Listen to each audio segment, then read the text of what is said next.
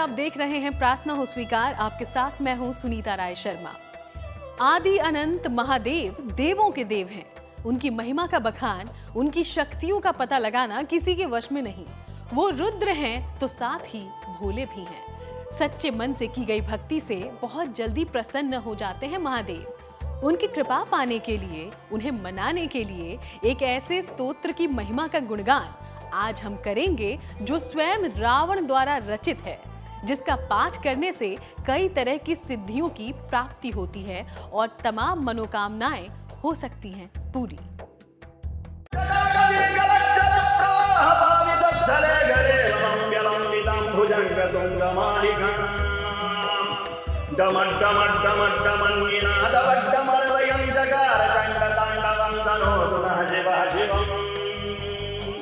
जगागदाः सम्भ्रमभ्रमण्यं वनिच्छरीरिलोलवीति वल्लरी विराजमानमूर्धनि धगद्धगद्धगद्वलल्ललाटपट्टपावके किशोरचन्द्रशेखरे रतिः प्रतीक्षणं मम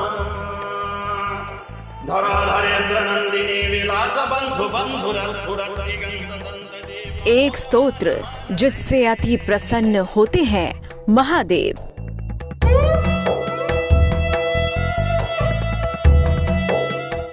एक स्तोत्र जिससे मान जाते हैं रूठे शिव। शांत शिव की उपासना के कई माध्यम हैं, लेकिन रूठे शिव को मनाने का एक ही तरीका सबसे उत्तम है और वो है उनके प्रिय स्तोत्र का पाठ, शिव तांडव स्तोत्र।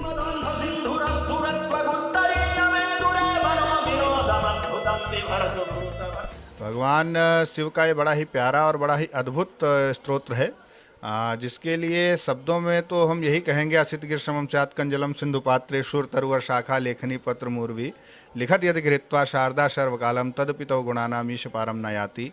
तो भगवान शिव की महिमा का गुणानुवाद किया गया है शिव तांडव में, और उसकी महिमा क्या है इसे शब्दों में व्यक्त नहीं किया जा सकता, क्योंकि आध्यात्म अनुभूति का विषय होता है। विशेषता शिव तांडव का अगर हम पाठ करते हैं तो हमारी मानसिक शांति, हमारी भौतिक उन्नति निश्चित रूप से होती है और भगवान शिव की विशेष कृपा हमें प्राप्त होती है। महादेव को प्रसन्न करने का शक्तिशाली उपाय। महादेव का प्रिय स्तोत्र है शिव तांडव स्तोत्र। नाथों के नाथ भोलेनाथ को प्रसन्न करने के लिए, उनसे कृपा और शक्ति पाने के लिए अद्भुत और चमत्कारी है शिव तांडव स्तोत्र।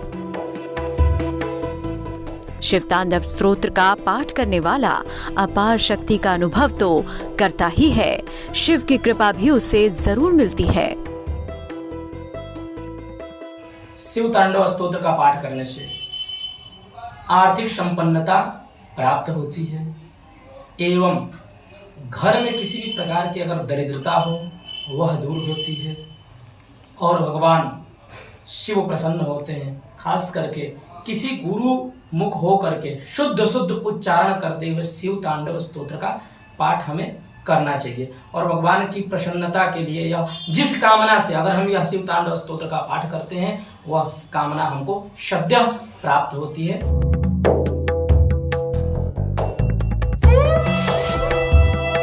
महादेव के तांडव से कांपता है ब्रह्मांड। जब जब महादेव को आया क्रोध,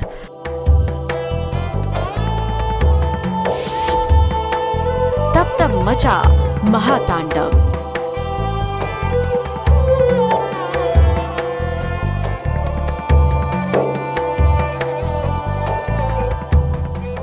शिव तांडव स्तोत्र बहुत शक्तिशाली है, लेकिन क्या आप तांडव का सही अर्थ समझते हैं?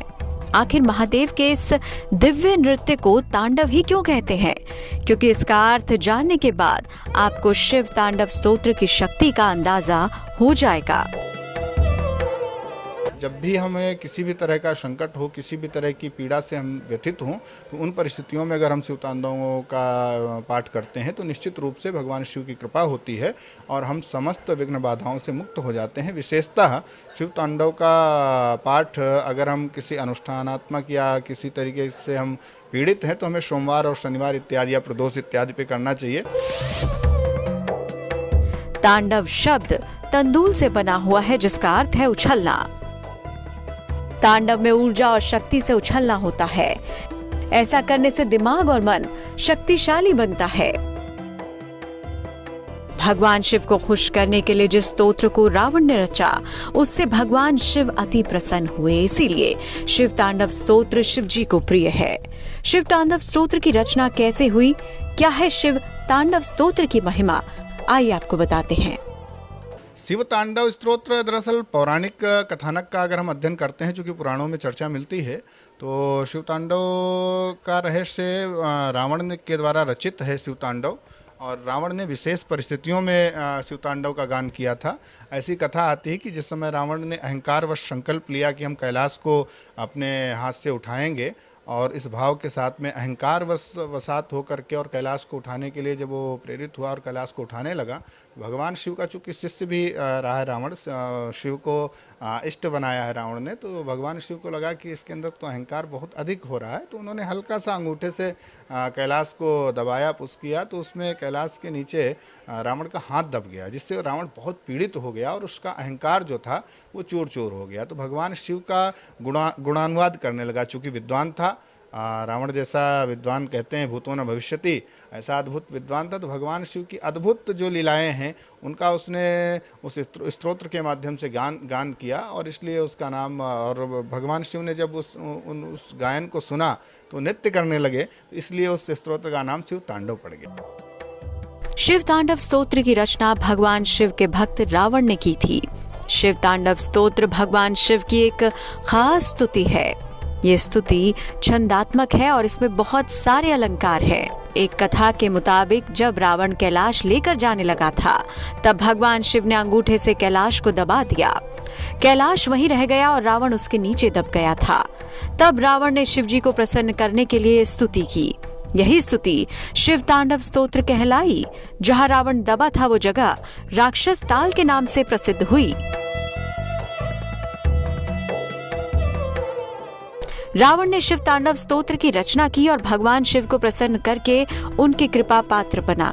कोई भी इंसान भगवान शिव को खुश करने के लिए शिव तांडव स्तोत्र का पाठ कर सकता है, क्योंकि कुछ खास दशाओं में अगर शिव तांडव स्तोत्र का पाठ किया जाए तो इसका अद्भुत प्रभाव पड़ता है। तांडव स्तोत्र के पाठ से अति प्रसन्न होते हैं महादेव। अगर हम किसी भी प्रकार की विजय की कामना रखते हुए अगर शिव तांडव स्तोत्र का पाठ करते हैं, या शारीरिक किसी भी कष्ट को दूर करने के लिए, निवारण करने के लिए अगर हम शिव तांडव स्तोत्र का पाठ करते हैं, शुद्ध उच्चारण करते हुए भगवान के ऊपर बिल्वपत्र अर्पित करके, तो भगवान शीघ्र प्रसन्न होते हैं और हमारे उन कार्यों को शीघ्र ही सिद्ध करते हैं। चलिए हम आपको बताते हैं कि इन दशाओं में शिव तांडव स्तोत्र का पाठ करना सर्वोत्तम होता है। जब सेहत की समस्याओं का समाधान ना निकल रहा हो, जब शत्रु या विरोधी आपको परेशान करे, जब आर्थिक या रोजगार की समस्याएं आ रही हो, जब जीवन में कोई विशेष उपलब्धि पानी हो मगर मिल ना रही हो, जब किसी भी ग्रह की कोई बुरी दशा हो, तब शिव तांडव स्तोत्र का पाठ लाभदायक होता है। अपवित्रः पवित्रो वा सर्वावस्थां गतोपि या स्मृत पुंडरीकाक्ष सभा अभ्यंतर शुचि। तो चूंकि हमारा भी भौतिक पंचभौतिक शरीर है, पंच तत्वों से बनकर के निर्मित हुआ है, इसलिए एक भाव रखा जाता है कि हम चेतना शुद्धि के साथ साथ में बाह्य अंतः शुद्धि के साथ साथ में बाह्य शुद्धि भी आवश्यक होती है। उस बाह्य शुद्धि को दर्शाने के लिए हम कहते हैं कि पहले स्नान करना चाहिए, चंदन तिलक लगाना चाहिए, स्वच्छ वस्त्र पहनने चाहिए, और फिर बैठ करके हमें उसे जो भी हम पूजा पाठ करने जा रहे हैं, जो भी स्तोत्र का हम पाठ करने जा रहे हैं, करने जा रहे हैं, तो उसका हमें पाठ करना चाहिए।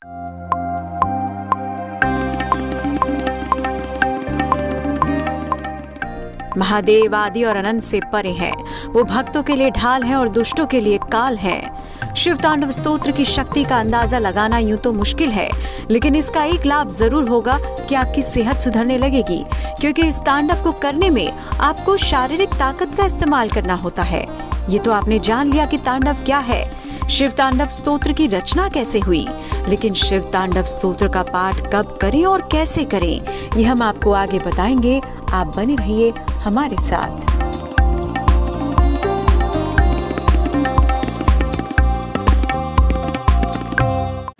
तो शिव की कृपा पाने का अचूक मंत्र है शिव तांडव स्तोत्र। शिव तांडव स्तोत्र का पाठ करने वाला अपार शक्ति का अनुभव तो करता ही है, शिव की कृपा भी उसे जरूर मिलती है। शिव तांडव स्तोत्र बहुत शक्तिशाली है। ऐसे में कुछ खास दशाओं में अगर शिव तांडव स्तोत्र का पाठ किया जाए तो उसका अद्भुत प्रभाव पड़ता है। ओम जटाकटी गलज्जलप्रवाह पावितस्थले गरे रम्यलम्बितं भुजङ्गतुङ्गमालिकाम् डमड्डमड्डमड्डमन्निनादवड्डमरवयं जगारचण्डताण्डवं तनोतु नः शिवः शिवम् जटाकटाः सम्भ्रमभ्रमन्निलिम्पनिच्छरी विलोलवीचिवल्लरीक्षाजमानमूर्धनि धगद्धगद्धगद्बलल्ललाटपट्टपावके किशोरचन्द्रशेखरे रतिप्रतीक्षणं मम धराधरेन्द्रनन्दिनी विलासवने शक्तिशाली है शिव तांडव स्तोत्र। प्रमोदमानमानसे कृपाकटाक्षधोरणी निरुद्धदोर्धरापदे वतिदिगम्बरे मनोविनो कल्याणकारी है शिव तांडव स्तोत्र। जटाभुजङ्गपिङ्गलस्फुरत्फणामणि प्रभक्तनम्बकं शिव की कृपा पाने का अचूक मंत्र।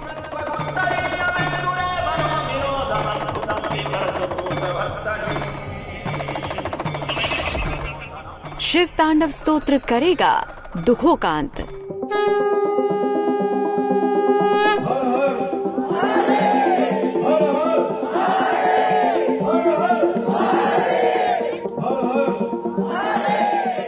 शिव को मनाने के लिए और उनसे विशेष कृपा पाने के लिए अद्भुत फलदायी है शिव तांडव स्तोत्र का पाठ।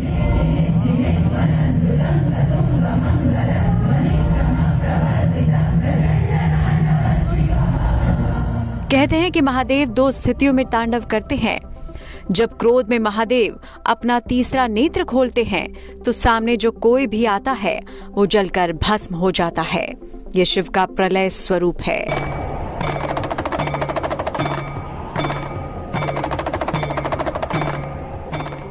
दूसरा, जब वो डमरू बजाते हुए तांडव करते हैं तो शिव परम आनंद की प्राप्ति करते हैं।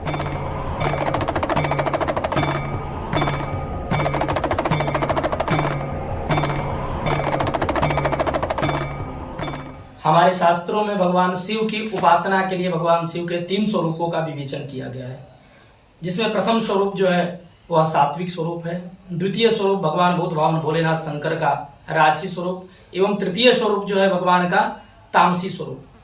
लंकाधिराज रावण जो है भगवान के शांति स्वरूप का तांत्रिक स्वरूप का पूजन करता था। विजय की प्राप्ति के लिए, शांति संपन्नता की प्राप्ति के लिए, और यह पूजन करते हुए उसने श्री शिव तांडव स्तोत्र की रचना की थी। धर्म ग्रंथों में तांडव की स्तुति की कई व्याख्याएं मिलती हैं। कथा है कि माता काली ने बाणासुर की पुत्री को तांडव सिखाया था। मां भगवती ने महिषासुर को मारने के बाद तांडव किया था। गजमुख की पराजय के बाद भगवान गणेश के तांडव करने का जिक्र मिलता है। नृत्य की जितनी भी विद्याएं हैं उनके मूल में तांडव ही है। जिसके अंदर वेदांत का भाव आ गया, जिसके पास में वो उच्चतम ज्ञान प्राप्त हो गया, जिसके अंदर विदेह का भाव आ गया, तो उसके लिए कोई नियमावली नहीं रह जाती है। वो तो हर परिस्थितियों में शुद्ध है, चूँकि जिसके अंदर वो परम चेतना समाही हुई है। जो गीता में भगवान कृष्ण ने कहा ना, ममैवांसो जीवलोके जीव भूतो सनातना, तो हमारे प्रत्येक जीव के अंदर उस ब्रह्म की जो चेतना समाहित है वो चेतना अपने आप में पवित्र है। लेकिन चूँकि हम उस चेतना से अनभिज्ञ हैं, अनजान हैं, हम उसे नहीं समझ पा रहे हैं, नहीं जान पा रहे हैं, तो उसकी जो पवित्रता है वो हमें महसूस नहीं होती है। इसलिए हमारे यहाँ नियम बनाया गया कि भैया आप शरीर भाव को जीने वाले हैं तो कम से कम शरीर की स्वच्छता के साथ ही कोई भी अनुष्ठान, किसी भी स्तोत्र का पाठ इत्यादि करें। माना जाता है शिव तांडव स्तोत्र का पाठ करने से जीवन में चमत्कारिक लाभ होता है।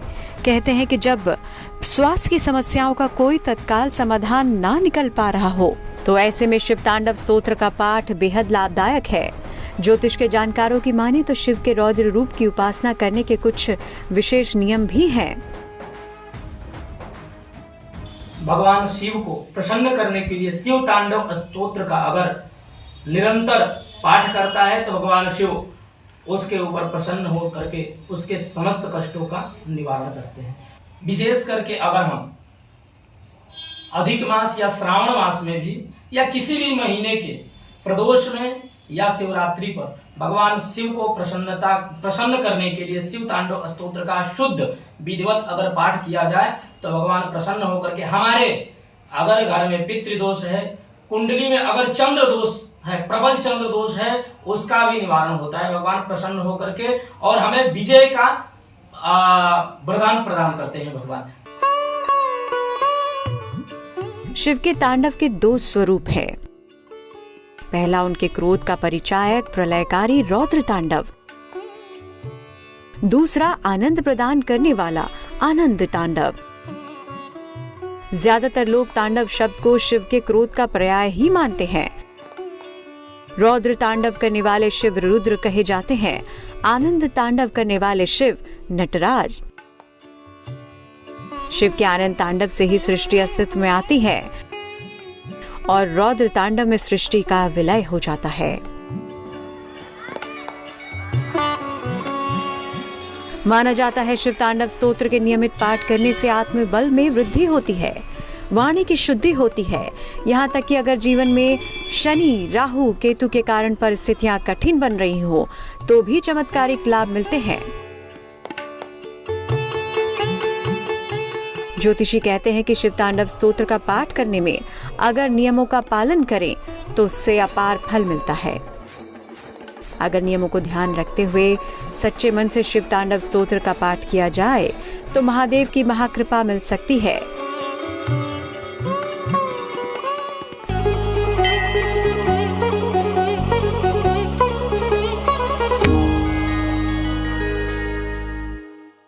कि इस समय जिस समय राजा दक्ष ने यज्ञ किया और भगवान शिव का अपमान देखकर माता सती ने अपने आप को दक्ष की यज्ञ की कुंड में ही अपने आप की आहुति दे ली थी, तो भगवान शिव ने अति क्रोध में दक्ष का सिर काट दिया था।